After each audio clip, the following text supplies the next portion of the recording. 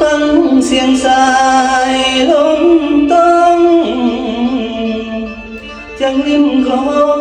เจ้าทงลง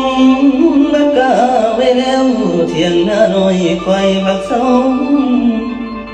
ยับขึ้นมา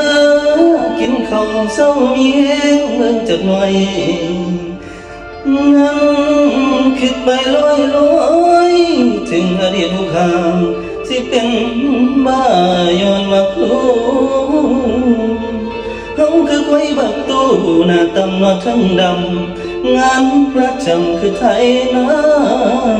คนบนเก่าใจทั้งอินนั่งน้องคือสิบ่สมปองเลือกตัวน้องนอกกับอีเธอ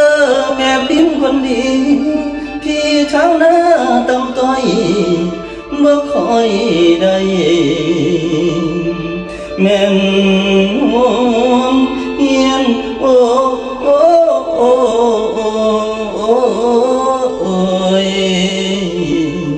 สาวครูเอ้ย